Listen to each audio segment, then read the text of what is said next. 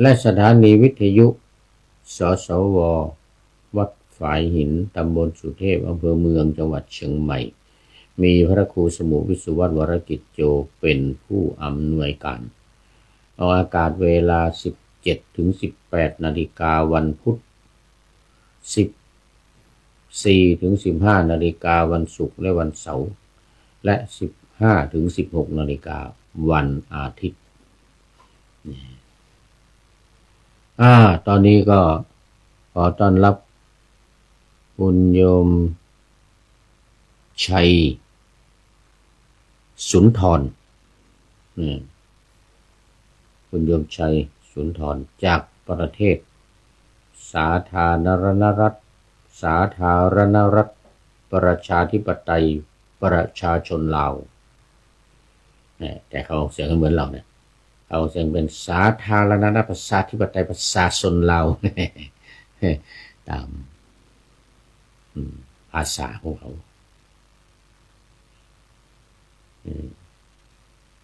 ซึ่งเดิมก็อยู่ในเขตแคว้นแดนสยามเรานี่แหละแต่ประเทศฝรั่งเศสเข้ามาปกครองแล้วก็แยกออกจากประเทศไทยแยกที่เป็นประเทศลาวเนี่ยนะเขาเรียกว่าไทยดำประเทศไทยเราเรียกไทยน้อยส่วนไทยดำนั้นอยู่ในเขตประเทศลาวปัจจุบันถูกฝรั่งเศสแยกออกไปฝรั่งเศสเข้ามาปกครองบังคับประเทศไทยแต่พอออกไปแล้วก็ไม่คืนให้ประเทศไทยนะตั้งเป็นประเทศลาวนะพอฝรั่งเศสออกไปประเทศลาวก็ตั้งเป็นประเทศเนื่องจากรบชนะมีทั้งฝ่าย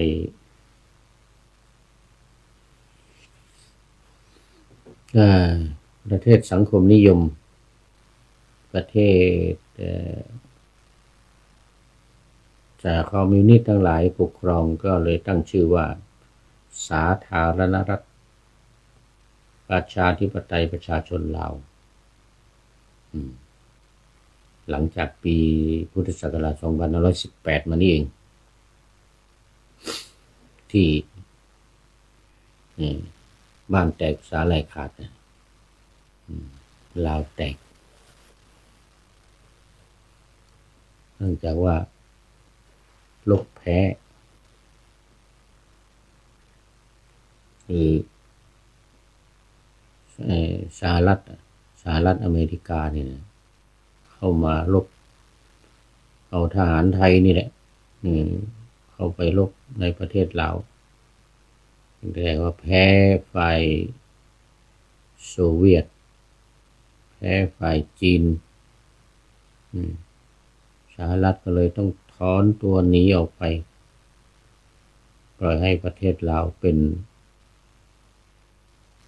ประเทศ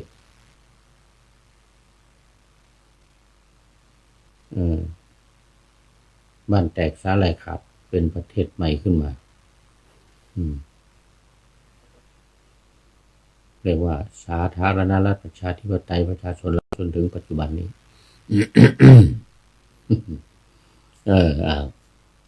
อันนี้ก็พี่น้องเดียวกันคนอันเดียวกันแหละกับไทยเรานี่นะลาวกับไทยนี่ก็คืออันเดียวกันนี่แหละโมทนามาแต่หัวรุ่งในวันนี้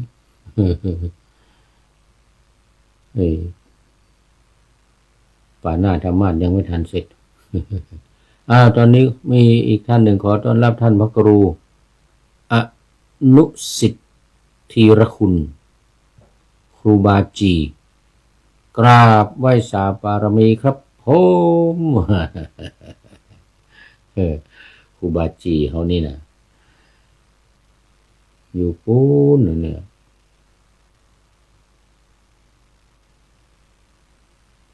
เออทางกาญจนบุรีพุ่นน่ะทางกาญจนบุรีครูบาจีสาธุครับผมขอบคุณมากไหวสาปารมีว่างั้นนะโอ้ตอนนี้รู้สึกจะตีสี่แล้วมั้งในเมืองไทยนะเมืองไทยเมืองพม่าตีสี่ตีห้านี่โอ้ตีสี่ครึ่งแล้วแต่ที่นี่วันนี้เฮลซิงกิตอนนี้อยู่เฮลซิงกิเมืองหลวงของประเทศฟินแลนด์กำลังเที่ยง33 นาทีเที่ยงคืน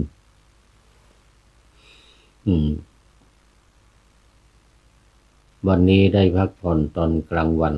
หลังจากกลับมาจากสวีเดนไปประเทศสวีเดนกลับมาตอนเช้าวันนี้ตอนกลางวันก็เลยพักผ่อนหลับนอนเนื่องจากว่านอนในเรือไม่หลับมาหลับให้จะตีสามตีสี่นะเรือมันก็เสียงดังตุ๊ดตุ๊ดตุ๊ดตุ๊ดตุ๊ดตุ๊ดตุ๊ดตุ๊ดตุ๊ดตลอดคืนท่านพระครูบอกว่า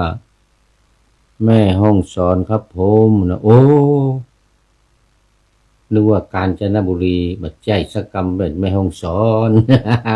กูบาจีสาธุสาธุขอบคุณครับขอบคุณมากนี่นะนะโมทนาวันนี้ก็เข้ามาสู่เนื้อหาสาระ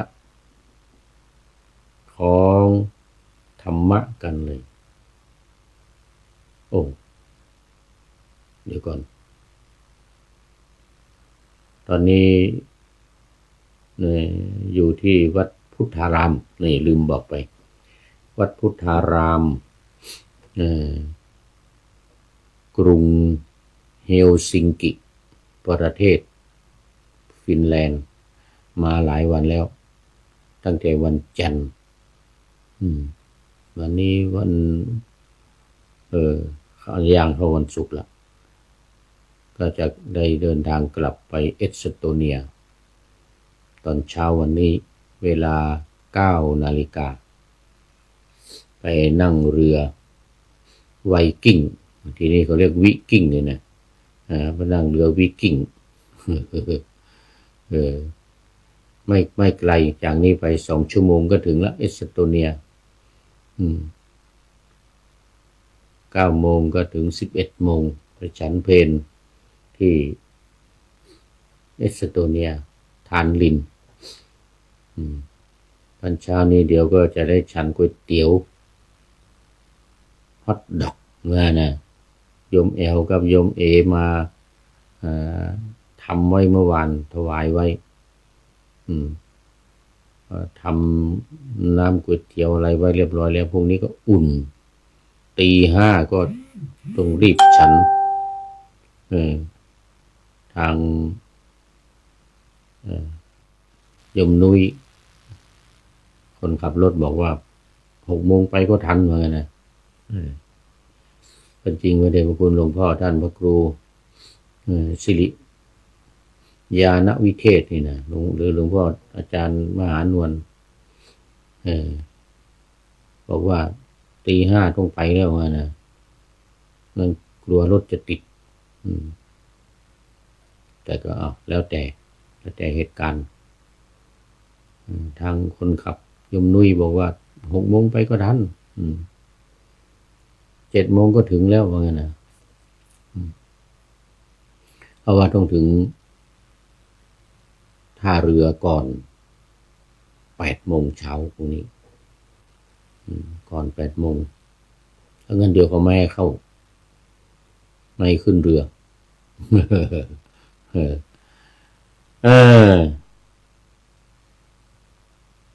ที่วัดพุทธารามนี่ก็โอ้สวยงามบรรยากาศดีมาก2 วัน 3 วันมานี้ฝนไม่ตกแดดร้อนมาก22 องศาวันนี้นะวันนี้สูงสุด22 องศาต่ำสุดมาตอนกลางคืนนี่18ลงมา18 องศาแต่ก็สบายอากาศดีมากวันนี้ในหัวข้อเกี่ยวกับศาลพระภูมินี่พระภูมิเจ้าที่หลักการชาวพุทธหน้า93หนังสือหลักการชาวพุทธของสำนักพระราชวังในโครงการปูทางสู่การตื่นรู้ธรรมนาวาวังซึ่งมีหลักการใหญ่ๆ4วิธีการ6หลักการ4นี้ก็คือ1ระลึกพระรัตนตรัย2ท่องธาตุ4 3ท่องขันธ์5แล้วก็4จัดขันธ์5ลงในอริยสัจ4ส่วนวิธีการ6ก็เพิ่มข้อ3เข้ามาก็คือกำหนดกาย6ขั้นตอนเสร็จแล้วข้อ5ก็คือเรียนรู้ขันธ์5นอกนั้นข้อ4ก็ยกไปข้อที่6ข้อ3นี่ก็ยกไปเป็นข้อที่4อย่างนี้นะเป็นหลักการของสำนักพระราชวังในโครงการปูทางสู่การตื่นรู้ธรรมนาวาวังวันนี้มาในหัวข้อว่าเกี่ยวกับศาลพระภูมิคืออยู่ในข้อที่1หลักการข้อที่1วิธีการข้อที่1คือการถึงพระรัตนตรัยเนี่ยมีพระรัตนตรัยเป็นที่พึ่งเป็นสรณะก็อย่าไปพึ่งสิ่งอื่นวันนี้เรื่องศาลพระภูมิก็คืออย่าไปพึ่งศาลพระภูมิพึ่งแต่พระพุทธพระธรรมพระสงฆ์เป็นหลักในโครงการปูทางสู่การตื่นรู้ธรรมนาวาวังนี้ ใจความก็คือพระภูมิเจ้าที่มีชื่อเรียกอีกอย่างหนึ่งว่าภูมิเทวดาเป็นเทวดาสถิตภาคพื้นดินหรือที่เรียกว่าเจ้าที่เจ้าทางชาวพุทธบางคนให้ความเคารพนับถือจนถึงกับสร้างศาลพระภูมิเล็กๆแล้วทำพิธีอัญเชิญพระภูมิเจ้าที่ให้เข้ามาสถิตอยู่อาศัยหวังพึ่งพาการคุ้มครองรักษาจากชาวทิพย์กลุ่มนี้ด้วยการจัดหาของเส้นไหว้ไปตั้งไว้จุดธูปเทียนบูชาแล้วก็บนบานศาลกล่าวไปต่างๆนานาการกระทำอย่างนี้ชาวพุทธบางคนแทบจะไม่รู้เลยว่า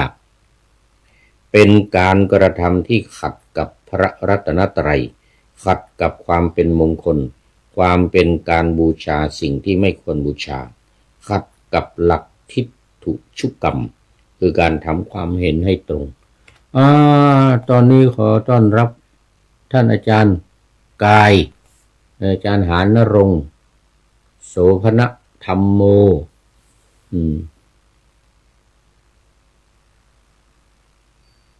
หรือธรรมะโสภโนลืมไปแล้ว ขออภัยจากวัดพระสิงห์UK ประเทศอังกฤษโอ้วันนี้ยังไม่นอนยังไม่ดึกที่อังกฤษยังไม่ดึก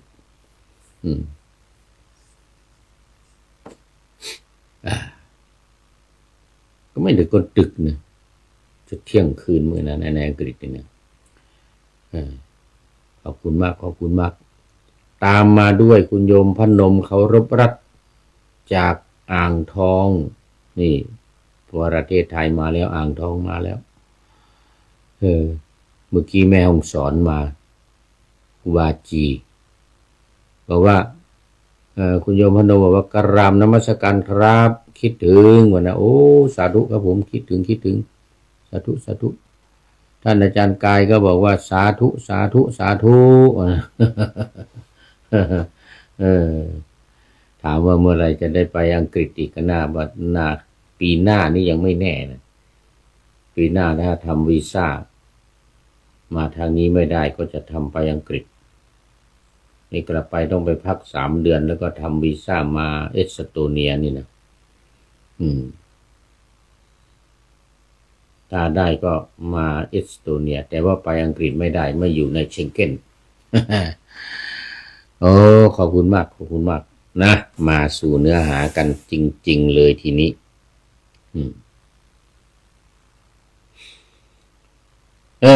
ชาวพุทธบางคนแทบจะไม่รู้เลยว่าเป็นการกระทำที่ขัดกับพระรัตนตรัยศาลพระภูมินี่นะขัดกับความเป็นมงคลเพราะเป็นการบูชาสิ่งที่ไม่ควรบูชาขัดกับหลักทิฏฐุชุกรรมคือการทำความเห็นให้ตรงพระพุทธเจ้าทรงสอนให้บูชาชาวทิพย์กลุ่มนี้ด้วยการอุทิศบุญให้ไม่ใช่สร้างศาลพระภูมิให้สถิตแล้วกราบไหว้เขาเมื่อผิดจากหลักคำสอนของพระพุทธเจ้าจึงไม่ควรที่จะมีศาลพระภูมิไว้กราบไหว้บูชาเพราะจะทำให้ขาดจากความเป็นพระรัตนตรัยได้ถ้าต้องการให้ภูมิเทวดาที่มีอยู่อาศัยก็อุทิศบุญว่าข้าพเจ้าขออธิษฐานถึงบุญที่ข้าพเจ้าได้กระทำมาทั้งหมดจงบังเกิดเป็นวิมานให้ถึงแก่เทวดาผู้สถิตพื้นดินแห่งนี้คือให้เป็นวิมานเป็นทิพย์พระวิมานคือวิมานนั้นเป็นทิพย์แก่เทวดาให้เทวดาอยู่ไม่ใช่ว่าไปสร้างศาลพระภูมิให้อยู่ซึ่งเป็นการไม่ถูกต้องเลยนะต้องอุทิศบุญกุศลไปให้เอาว่าข้าพเจ้าขออธิษฐานถึงบุญที่ข้าพเจ้าได้กระทำมาทั้งหมดบุญกุศลใดๆทางกายวาจาใจได้กระทำมาแล้วขออุทิศให้เทวดาเหล่านี้ทั้งหมดจงบังเกิดเป็นวิมานให้ถึงแก่เทวดาผู้สถิตพื้นดินแห่งนี้นี่เป็นการวิธีการไม่ใช่ไปสร้างศาลพระภูมิให้ถ้ามีแล้วก็ให้รื้อทิ้งหากผู้ใดมีศาลพระภูมิอยู่ที่บ้านแล้วต้องการสละออกควรประกาศแจ้งให้ผู้ที่อยู่ในศาลพระภูมิทราบก่อนโดยปฏิบัติดังนี้ขออำนาจพระพุทธพระธรรมพระสงฆ์จงบันดาลสัญญาณใจของข้าพเจ้าในเวลานี้ให้ถึงแก่เทวดาที่สถิตอยู่ในศาลพระภูมิบัดนี้ข้าพเจ้าจะนำเอาศาลพระภูมิออกขอให้เทวดาที่สถิตอยู่ในศาลพระภูมิจงรับรู้รับทราบแล้วออกจากการสถิตที่ศาลพระภูมิเถิดข้าพเจ้าจะอุทิศบุญกุศลให้ออกไปอยู่ออกจากศาลพระภูมิไปแล้วจะเผาศาลพระภูมินี่ ทิ้งหรือทิ้งประกาศบอกตามข้อความข้างบนนี้3 รอบจะกล่าวในใจหรือออกเสียงก็ได้จากนั้นอุทิศบุญให้มากๆก่อนที่จะนำศาลพระภูมิออกนี่ก่อนที่จะนำออกจากที่นะอุทิศส่วนบุญส่วนกุศลไปให้ก่อนอันนี้ก็เป็นอยู่ในหัวข้อว่าศาลพระภูมิเกี่ยวกับเรื่องของศาลพระภูมิ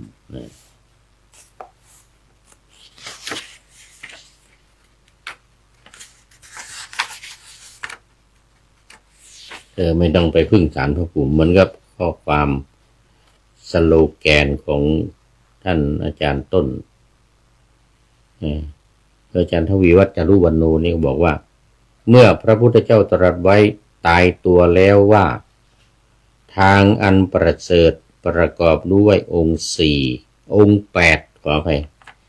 คือทางไปสู่พระนิพพานมีสัมมาทิฏฐิเป็นต้นเราจะยังมัวเสียเวลาไปแสวงหาห นทางอื่นอีกทำไมเล่าเนี่ยจะไปหาศาลพระภูมิจะไปหาอะไรทำไมอีกมีพระพุทธเจ้าเป็นที่พึ่งเป็นสรณะเป็นแนวทางในการที่จะไปสู่พระนิพพานคือมรรคมีองค์8ประการก็ปฏิบัติตามมรรคมีองค์8ประการนี้ก็จะสามารถพ้นจากทุกข์ไปถึงสุขได้อย่างสบายๆบุญนี้เป็นต่อไปเป็นหัวข้อที่2การอุทิศบุญที่ปรากฏในพระไตรปิฎก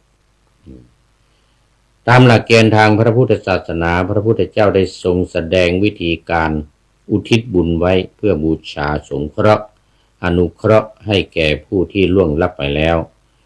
เพื่อให้เขาอยู่ดีมีสุขจากบุญที่เราได้อุทิศให้บุญจึงมีความจำเป็นอย่างยิ่งสำหรับผู้ที่ล่วงลับไปแล้ว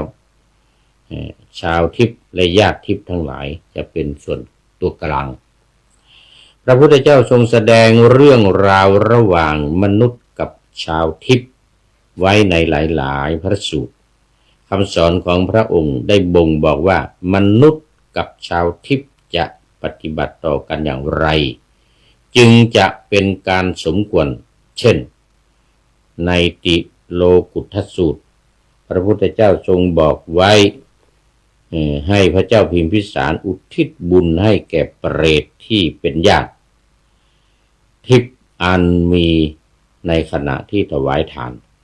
คำว่าอุทิศทันทีก็คืออุทิศบุญในขณะที่สิ่งที่เราทำการถวายต้องการถวายจุดหลุดจากมือพอหลุดจากมือเราประเคนแล้วเนี่ยนะถือว่าเป็นการถวายโดยไม่ต้องกรวดน้ำบุญก็สำเร็จแก่เปรตเหล่านั้นหากไม่จำเป็นจะต้องรับจากพระเถระ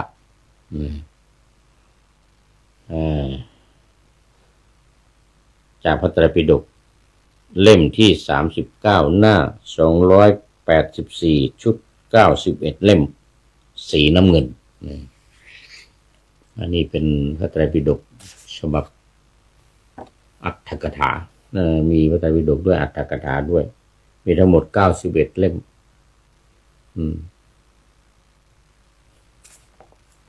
ในปาตลิคามิยสูตรคือเมืองปาตาลิบุตรนะพระพุทธเจ้าได้ทรงให้วัสสการะมหาอมาตย์และสุนีทะมหาอมาตย์อุทิศบุญให้แก่เทวดาสถิตบ้านและเทวดาสถิตที่พื้นดินในวันทำบุญขึ้นบ้านใหม่โดยไม่มีการสวดมนต์จากพระไตรปิฎกเล่มที่7หน้า116และเล่มที่13หน้า370อันนี้บอกว่า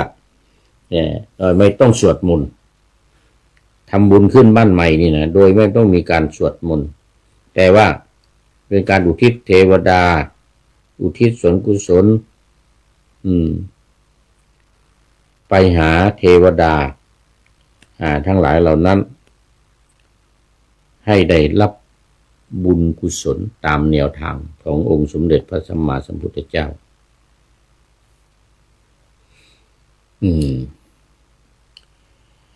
ในอาตานาติยสูตรพระพุทธเจ้าทรงแสดงวิธีการแก้ไขชาวทิพย์ที่เข้าสิงภิกษุณีอุบาสกอุบาสิกาที่นับถือพระรัตนตรัย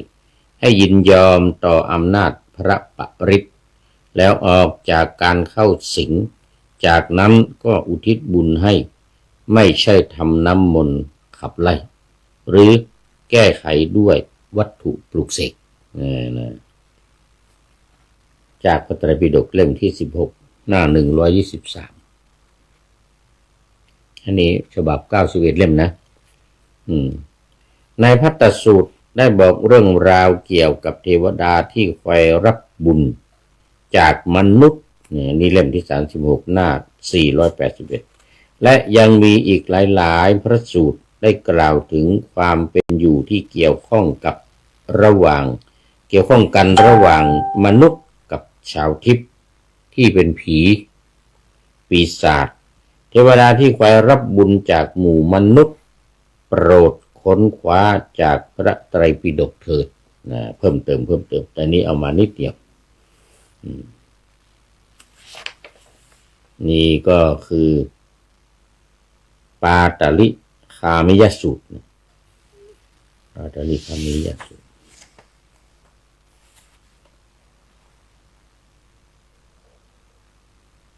ขอไป นี่ดูท่าทางว่าจะง่วงหลับซะแล้ว คุณโยมพนม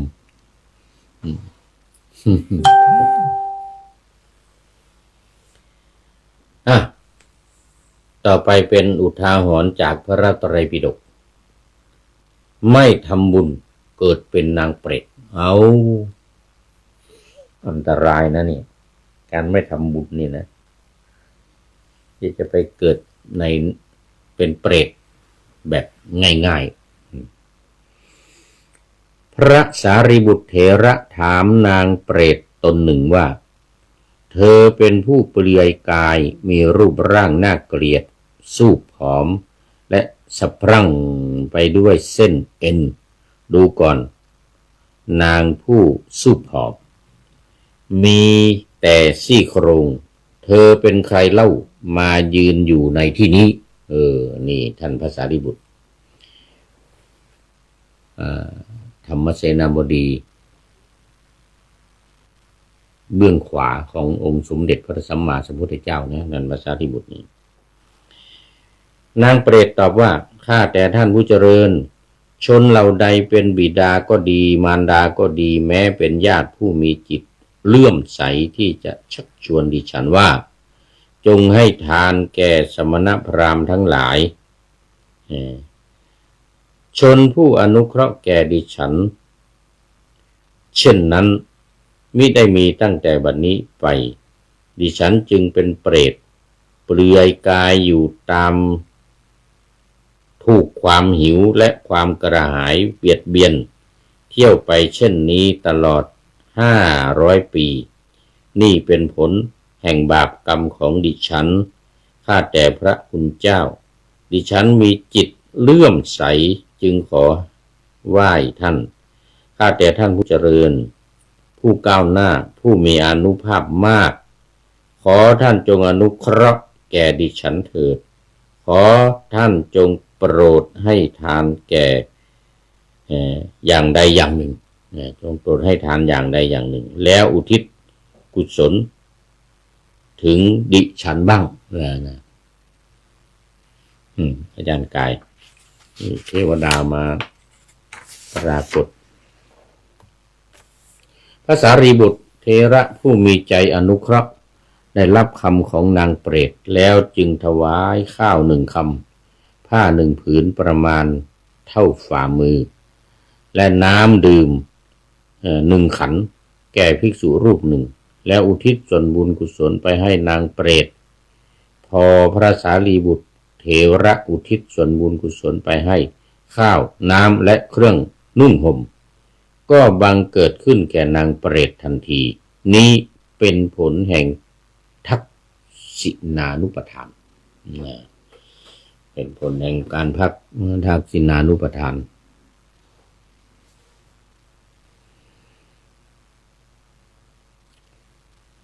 ต่อไปให้ทานกับผู้มีพระรัตนตรัยก็อุทิศบุญได้ขอต้อนรับคุณโยมสายสมรมาแล้วจากอุตรดิตถ์อุตรดิตถ์โอ้โมทนาคุณโยมสายสมรมาครับวันนี้น่าจะใกล้จะหมดเวลาแล้วแต่ยังเหลืออีกนิดหน่อยให้หัวข้อว่าให้ทานกับผู้มีพระรัตนตรัยก็อุทิศบุญได้พ่อค้าเหล่านั้นให้อุบาสกพูดถึงพระรัตนตรัยเป็นสรณะอาบน้ำลูบไล้ด้วยของหอมแล้วให้นุ่งห่มผ้าจากนั้นจึงอุทิศส่วนบุญไปให้นางเวมติกับเปรตเวมนิกับเปรตนี่ก็เป็นเปรตประเภทหนึ่งในทันใดนั้นเองผลเกิดขึ้นแก่นางเวมนิกับเปรตมีอาหารเครื่องนุ่งห่มและน้ำดื่มเกิดขึ้นนี่เป็นผลแห่งการให้ส่วนบุญแ แก่ทักษิณานุปทาน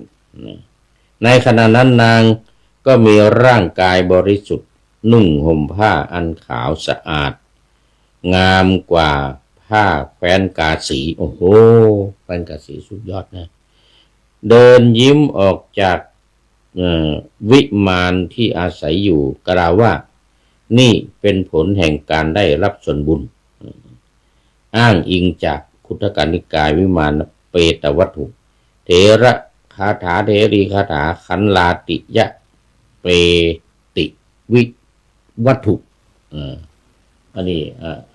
อ่านยากออกเสียงยากหน่อยในทันใดนั้นเอง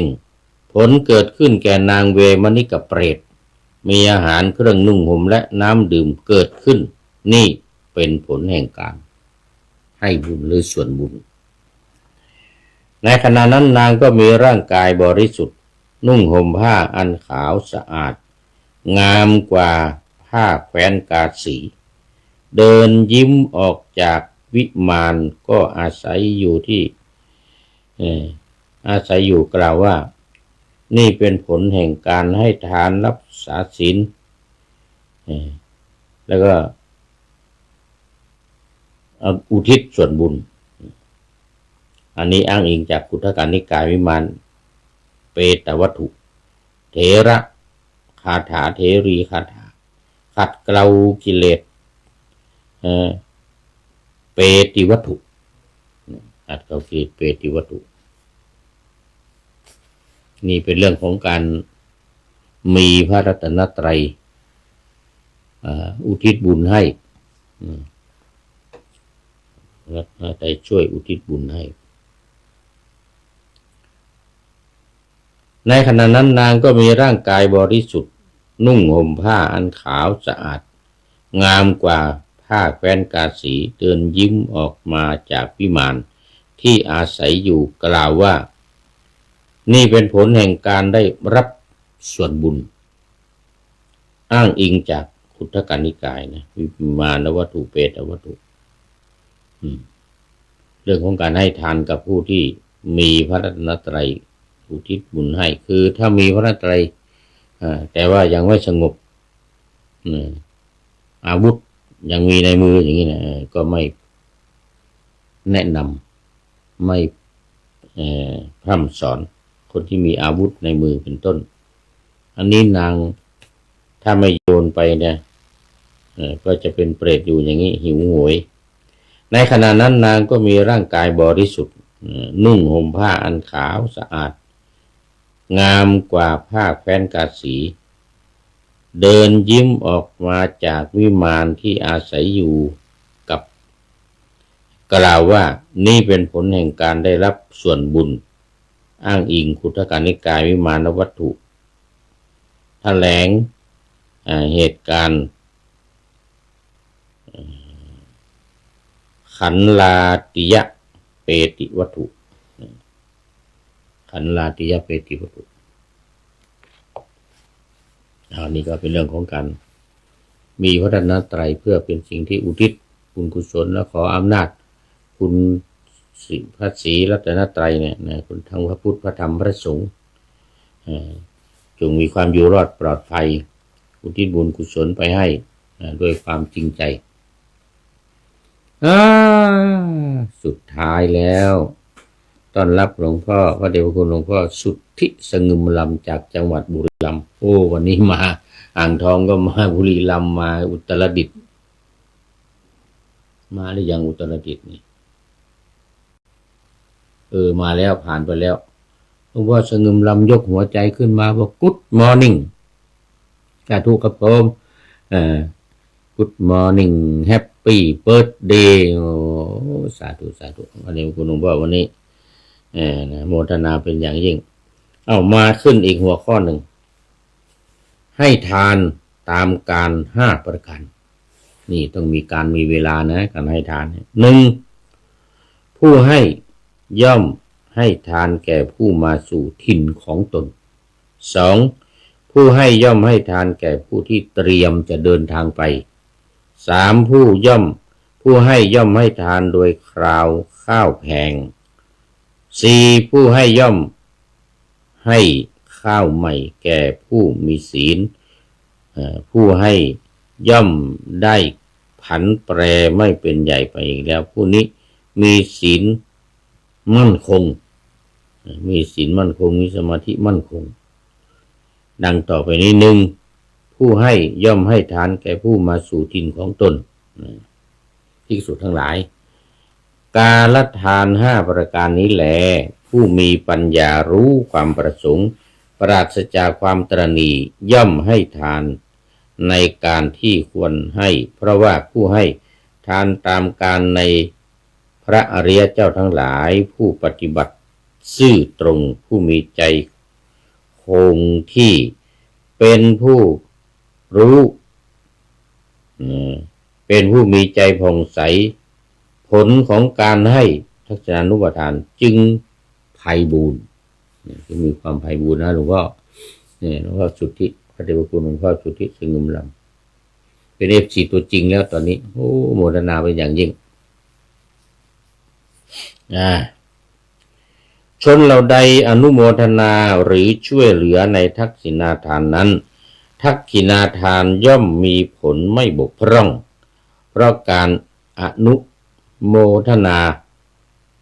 หรือช่วยเหลือนั้นผู้อนุโมทนาพึงช่วยเหลือย่อมเป็นผู้มีส่วนแห่งบุญทั้งหลายย่อมเป็นที่พึ่งของสัตว์ทั้งหลายในโลกหน้านี่จากอุคุตรนิกายปัญจกชาดกชักกนิบาตอังคุตรนิกายกาลทานสูตรหลักการชาวพุทธอันนี้มาถึงหน้าที่103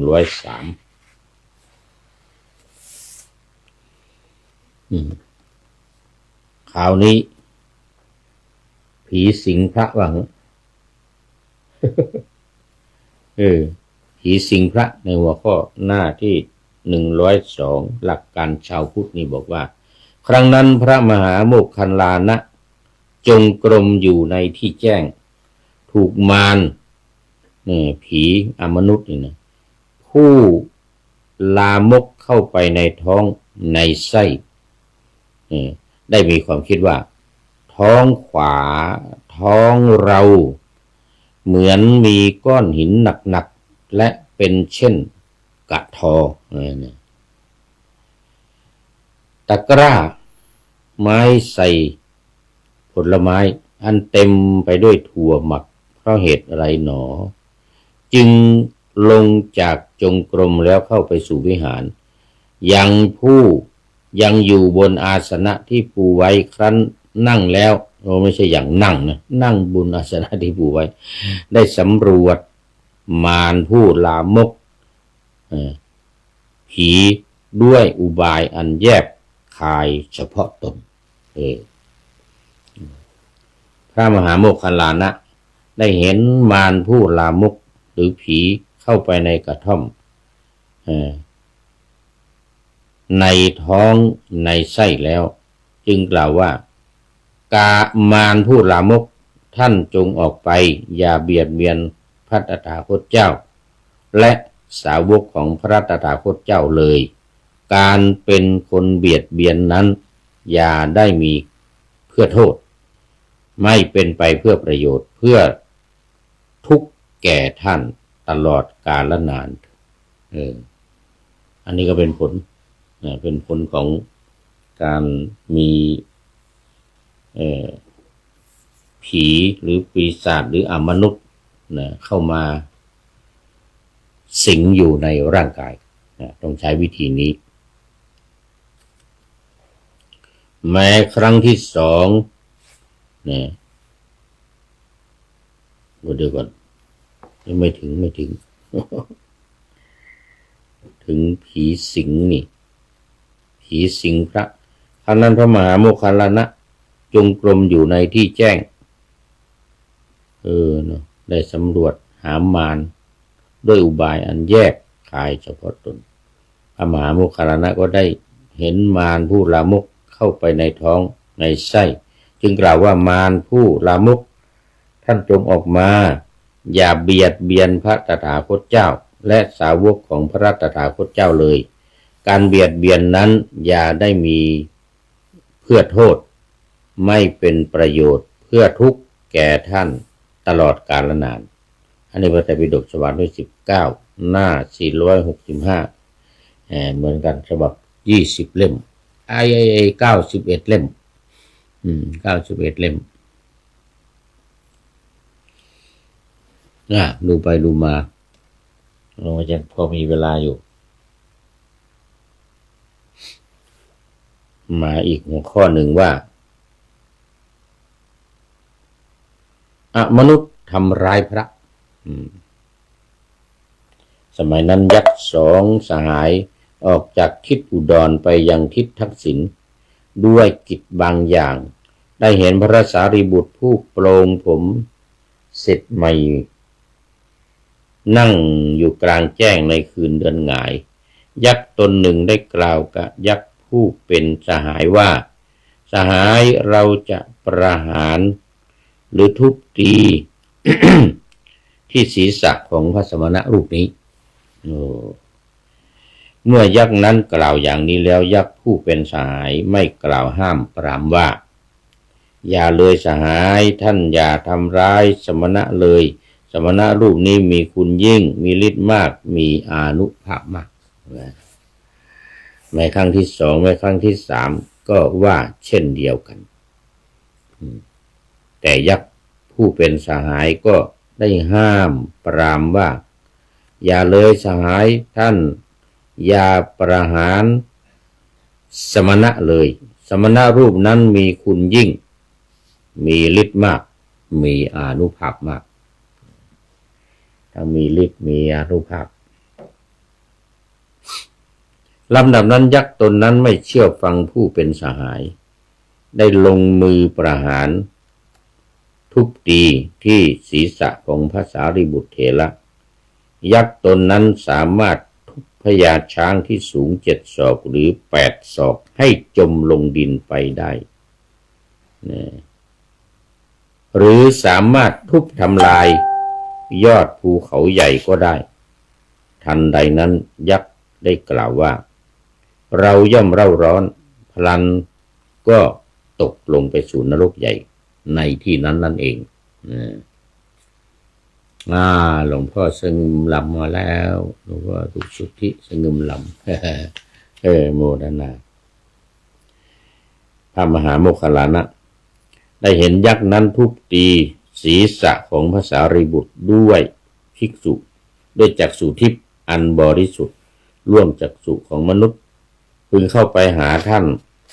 พระสารีบุตรและถามว่าท่านอาวุโสท่านอดทนได้หรือพอยังอัตภาพให้เป็นไปได้หรือทุกอะไรไม่มีแก่ท่านหรือ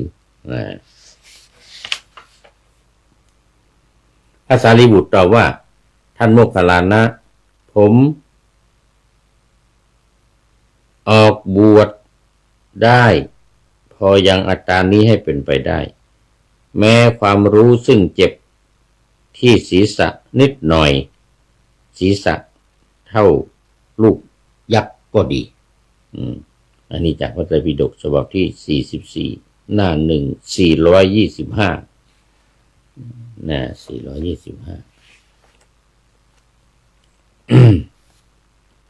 เอาแล้ววันนี้มาดูเรื่องของสิ่งศักดิ์สิทธิ์บ้างพระพุทธเจ้าตรัสว่าดูก่อนภิกษุทั้งหลายบุคคลในตระกูลใดบูชาและบูชามารดาและบิดาในเรือนของตนตระกูลนั้นชื่อว่ามีพรหมมีบุรพาจารย์มี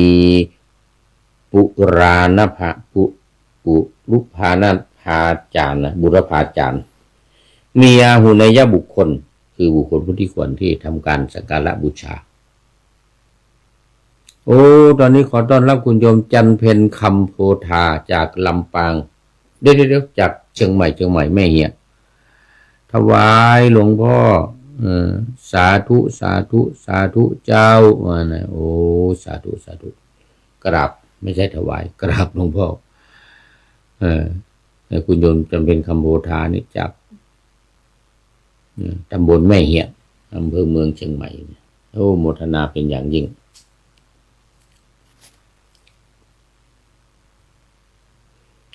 มาข้อต่อไปสิ่งศักดิ์สิทธิ์ในบ้านพระพุทธเจ้าตรัสว่าดูก่อนภิกษุทั้งหลายบุตรในตระกูลใดบูชามารดาและบิดาในตระกูลนั้นของตนตระกูลนั้นชื่อว่ามีพรหมมีบุรพาเทวดามีบุรพาจารย์ที่มีอาหุนยบุคคลผู้ควรแก่การทำบุญดูก่อนภิกษุทั้งหลายคำว่าพรหมเป็นชื่อของมารดาและบิดาคำว่าบุรพาจารย์เป็นชื่อของมารดาและบิดาเหมือนกันคำว่าบุ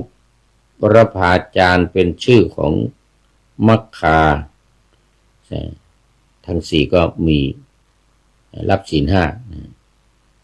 คำว่าอาหุนยบุคคลเป็นชื่อของมารดาและบิดา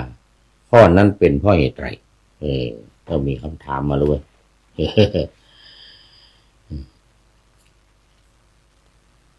เพราะมารดาและบิดาเป็นผู้อุปการะมากเป็นผู้ถนอมกล่อมเกลี้ยงเลี้ยงดูบุตรเป็นผู้แสดงโลกนี้ให้แก่บุตรนี่ก็เป็นหัวข้อที่สำคัญอยู่เหมือนกันนะเนี่ยหลักการชาวพุทธเล่มหน้า104ดูก่อนภิกษุทั้งหลายคำว่าพรหมเป็นชื่อของมารดาและบิดาเพราะมารดาและบิดาเป็นผู้มีอุปการะมากเป็นผู้ถนอมเลี้ยงเป็นผู้แสดงโลกนี้แก่บุตรตถาคตกล่าวว่ามารดาและบิดาเป็นพรหมเป็นบุรพาจารย์เป็นอาหุนยบุคคลเพราะเป็นผู้อนุเคราะห์บุตรทั้งห้าอย่างด้วยข้าวน้ำที่นอนผ้าอาการอย่างนี้การล่วงไปแล้วและเทวดาขัดขืนไม่รับเนื้อหาสาระนี้ได้เอาไว้ให้เทวดาดีก็ค่อยมาดูกันอีกที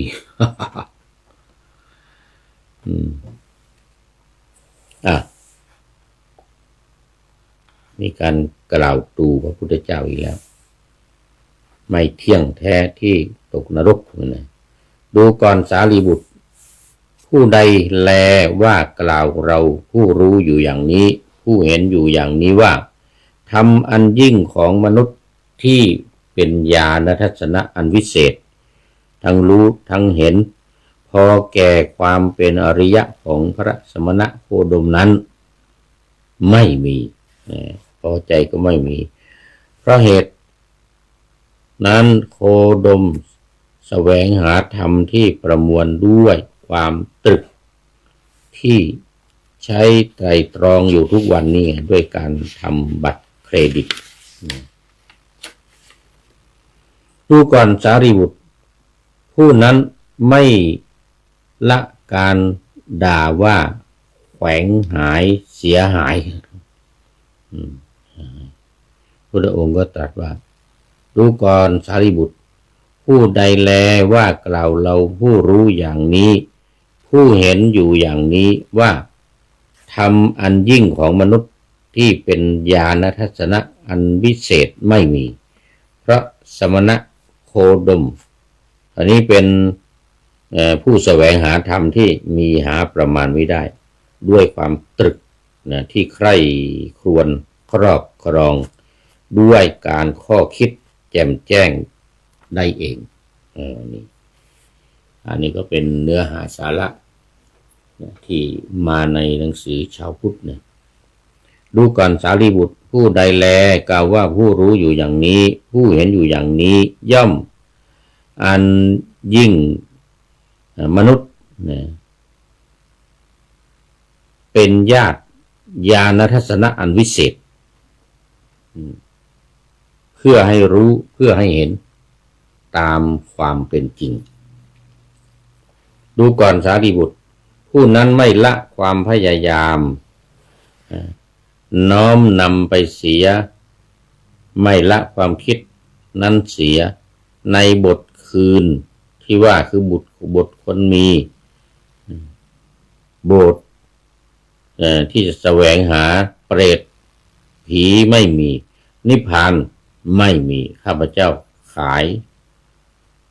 เข้าข่ายนี้เถอดูก่อนสารีบุตรผู้นั้นไม่สามารถจะดำรงอยู่นั้นเสียได้ในความเป็นอดีตนั้นเสียไม่สละคืนทิฏฐินั้นเสียก็เที่ยงแท้ที่จะตกนรกผู้ที่บอกว่าบาปไม่มีบุญไม่มีนรกไม่มีสวรรค์ไม่มีนิพพานไม่มีก็เข้าง่ายเนื้อด้วยอ้างอิงจากมัชฌิมนิกายมูลปัญนาตมหาสีหนาทสูตรนี่เอาละวันนี้หมดเวลาในรายการนาวาวังทอง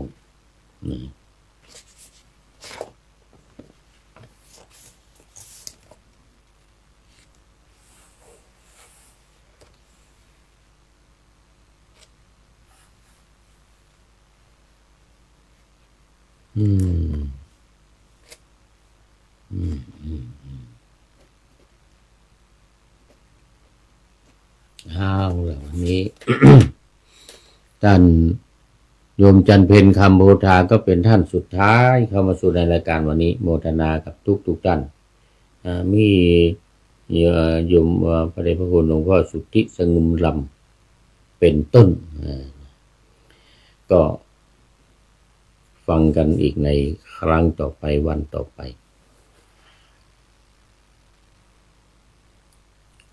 ขอนำนาวาวังทองไปก่อน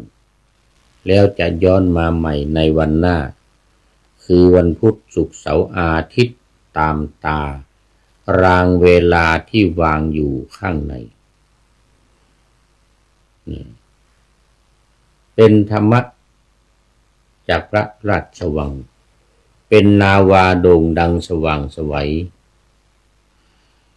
เป็นทองคำล้ำค่ากว่าสิ่งใดชุบชีวิตจิตใจให้ใสงามขอเชิญท่านทั้งหลายนำไปท่องตามคุณของพระรัตนสามพุทโธเมนาโถธัมโมตามสังโฆเมนาโถยามภาวนาว่าบ่อยๆซ้ำๆจำในจิตจนมันติดในใจไม่หายหน้านอนนั่งยืนเดินจำทุกเวลาตั้งแต่เกิดขึ้นมาถึงหลับไปขอเจริญพร